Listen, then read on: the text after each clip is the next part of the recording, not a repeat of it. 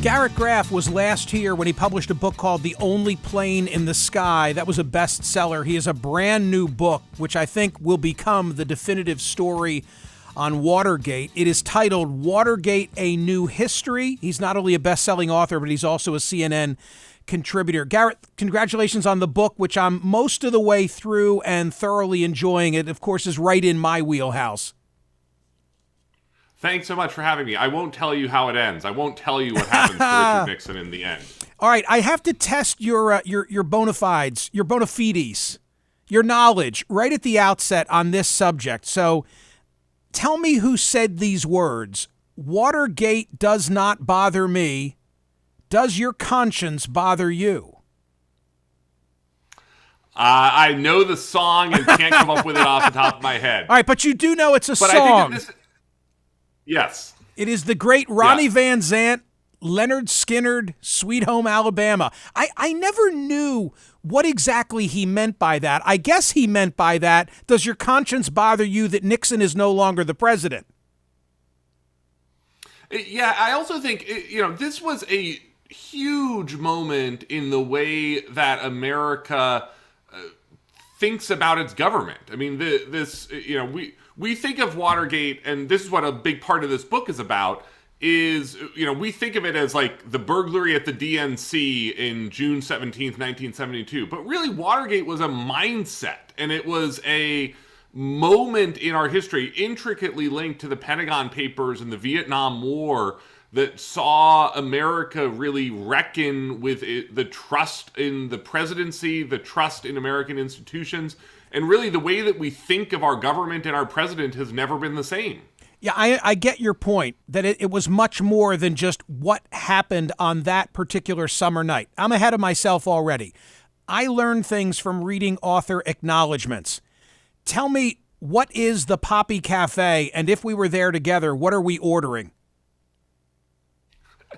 The Poppy Cafe, so I live in Burlington, Vermont, and it is a sandwich place just a couple of blocks from my house that does all of these fantastic little sandwiches on focaccia bread. They name a lot of their sandwiches after NPR hosts. So maybe the next time I'm in, I'll talk to them about making a Smerconish. I don't think so. I did have a sandwich named for me at a local deli. Was it Murray's or Jaime's? Murray's. Jaime's. And it was a schmucker, because he referred to me as a schmuck because I said, I don't want so much corned beef on a corned beef special. I'll pay for it. I don't want to waste it. Take off the corned beef. Garrett, what made you think there was anything new to be said about Watergate? I mean, isn't this intimidating that there's a subject on which many, many books, well-known books have been written, and you think there's something new? And your approach was not to do any fresh interviews? Yeah, so this is a story that has been sliced and diced in 1,000 ways over many, many decades at this point, as you know. But what I found as I started going into it is that it had been more than a quarter century since the last time someone actually tried to tell the full story of Watergate, the complete start to finish, soup to nuts narrative history of Watergate. And in those 25 years, we've learned a tremendous amount of new information that really changes the way that we think of the story. This is the first time anyone sat down to write the history of Watergate knowing the identity of Deep Throat. This is the first time anyone has had full access to the Nixon tapes, to the full access of the FBI files and the declassified CIA documents that have come out in the last 25 years. And actually even also the first time anyone's had access to the impeachment roadmap that was released by the courts amid Trump's impeachment. That was the original document that the Watergate Special Prosecution Force put together for the House Impeachment Committee in the spring of 1974. June 12, 1971, you set up the wedding of Tricia Cox Nixon and Edward Cox and present this as pretty much the last, I don't know if you'd say happy. Happy is not a word that I associate with Nixon, but sort of the last day of normality in the Nixon White House, because the following day, with the publication of the Pentagon Papers, everything changes.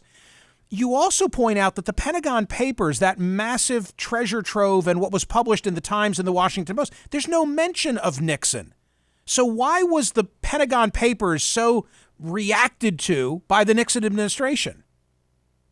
Yeah, this is a great question, and this is part of why, the memory, the history that we tell of Watergate is actually incorrect so many years later from what actually happened. Because one of the things that we've learned actually only in this last decade is the way that the Pentagon Papers were wrapped into this event known as the Chenault Affair from the '68 campaign, which is...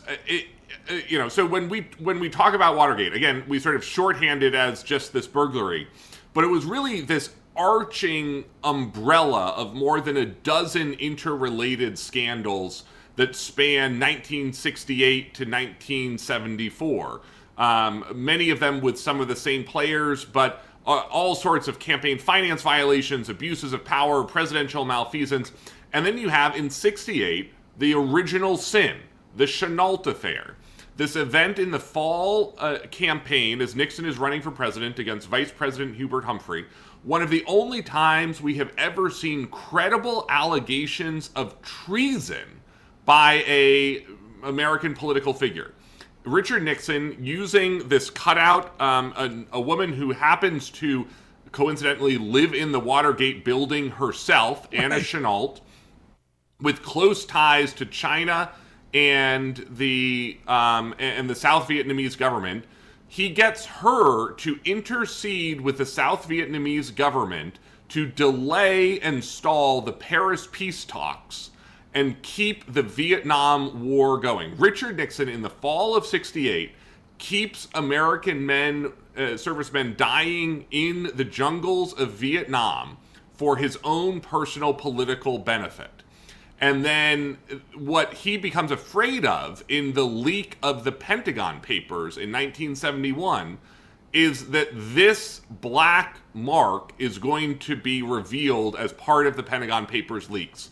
And this fear that this sort of original sin is going to be exposed amid his presidency, that he intervened with the South Vietnamese government to keep the Vietnam War going, becomes the thing that sort of drives him, almost literally mad, and leads to the creation of the Plumbers, the arrival of G. Gordon Liddy, Howard Hunt, and all of the bad things that are going to unfold over the next couple of years amid their dirty tricks campaigns. G. Gordon Liddy's an interesting character, and of course you write about him extensively.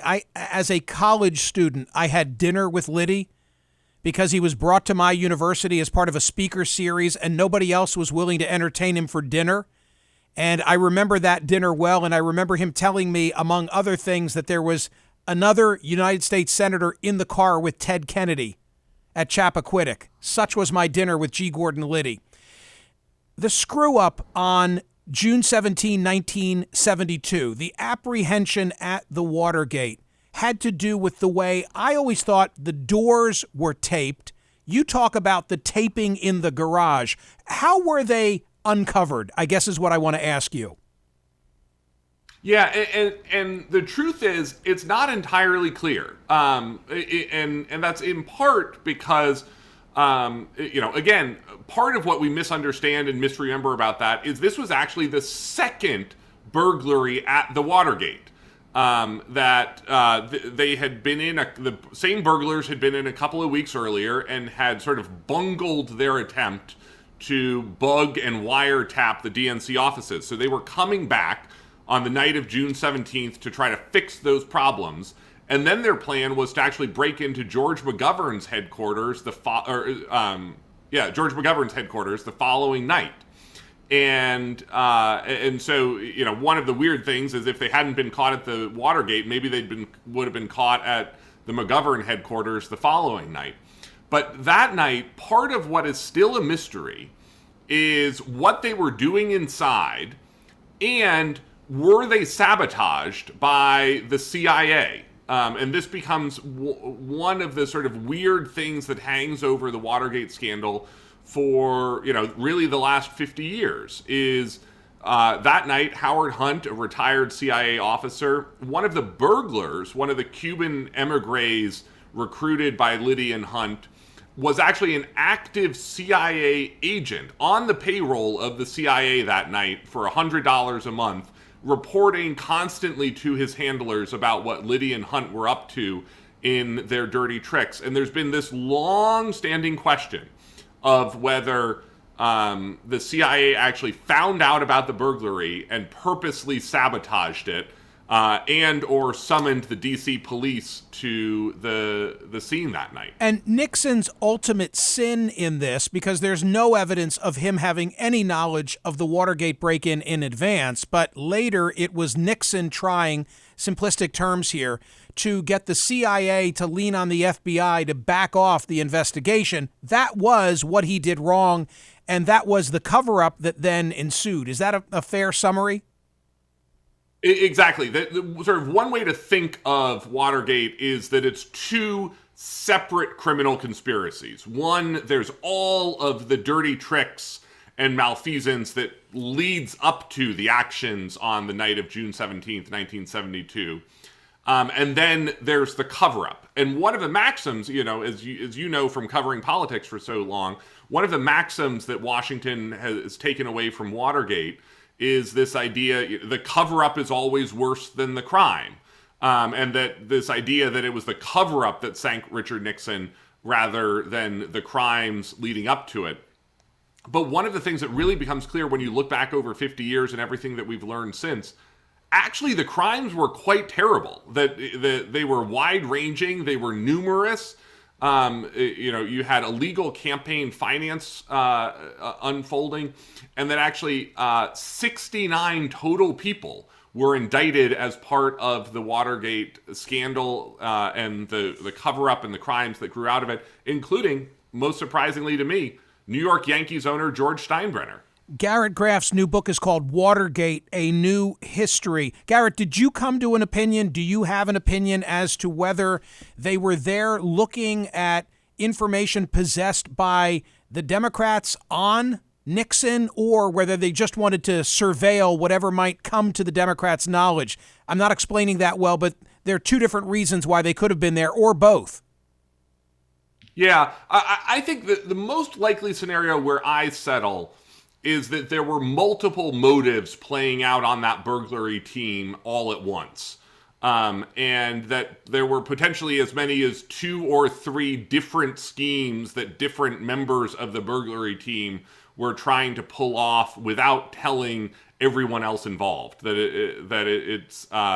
Yes, it was a super bungled burglary, but the motives were probably mixed. And possibly Howard Hunt and James McCord were trying to do something without the knowledge of Liddy himself. Who gave the order to actually bug the Democratic National Committee within the Watergate? Well, and this is one of the great mysteries still, 50 years later, that no one has ever been charged or criminally prosecuted for giving the order. The generally accepted version is that Jeb Magruder, the deputy campaign director for Nixon, gave the order. Now, who gave Jeb Magruder the order is actually still a very much open question. For decades, we have believed it was John Mitchell, the attorney general and Nixon campaign director, but there's a lot of reason to doubt that he actually ever gave that order himself. Having immersed yourself in this subject matter, is that the one question that you most want to know, or is there something else? Well, I think to me, the thing that I would most like to know after all of these years, the one truly unknowable mystery at this point, is what was on that 18-and-a-half-minute gap that was erased by Nixon Secretary Rosemary Woods, probably done by Rosemary Woods, that becomes known as sort of the smoking pistol tape. This 18-and-a-half minutes of a conversation between Richard Nixon and Chief of Staff H.R. Haldeman just hours after the Watergate burglary. 18 and a half minutes totally erased that had something to do with them discussing sort of who was responsible and what had actually taken place that night. And of course, the big footnote, which I'm reminded of from reading your book, is this: the burglary for which they were caught, June 17, 1972, leads into the general election of Nixon v. McGovern. And correct me if I'm wrong, McGovern carries only Massachusetts and the District of Columbia. Not in my lifetime will we see a landslide presidential race like that again. So, like, the burglary was known to the country. Obviously, Nixon's involvement in the cover-up was not known as people voted. But it's just interesting to recognize that this effort was completely unnecessary. Completely unnecessary. And one of the more amazing aspects of this, because, part of the challenge of looking back at history, as you know, is that we sort of believe things to be inevitable. That of course, Nixon was going to be forced from office. When you go back and you look, and as I recreated the story, the cover-up almost succeeded. I mean, there are 4 or 5 points between the spring arrests in June 72 and March of 1973, where it looks like Nixon might have actually gotten away with the whole Watergate scandal. This man may have been able to have this landslide victory in the fall of 72, largest landslide in American presidential history, and might have coasted right through his entire second term. Well, and if he had burned the tapes, arguably that would have been the case. Absolutely. And that becomes one of the things that really stands out is how badly Richard Nixon miscalculates in the battle over those White House tapes over the course of 1973. And you, Garrett, I don't want to give it all away. I want people to buy the book. They'll enjoy the book. But you speculate that it was the CIA that wanted that taping system reinstituted in the Oval Office, right? Well, so this is one of the, again, part of what is so weird about this story is just how much of it remains a little bit mysterious, even all of these years later. Nixon certainly wanted the system himself. It was installed at his request. But there's this role that is played by Alex Butterfield, who is the aide who actually installs the tapes, where Rosemary Woods and H.R. Haldeman sort of come to believe that Butterfield was perhaps working with the CIA during his time working in the Oval Office with the president, and that perhaps Butterfield helped the CIA understand the Nixon taping system to his own detriment. Hey, on the front jacket, is that just a cool image of a recorder, or is that the style and type of recorder that was used in the Oval Office? It is not just any recorder, it is the recorder. That's the actual machine. The actual machine that recorded the words of Richard Nixon and all of the merry men who passed through the Oval Office, the residence, and his offices in the old executive office building. Garrett, well done. I wish you all good things with the book, and thank you for dropping by to talk about it. It is always a pleasure. Garrett Graff's book is called Watergate, A New History. I'll be back in just a moment.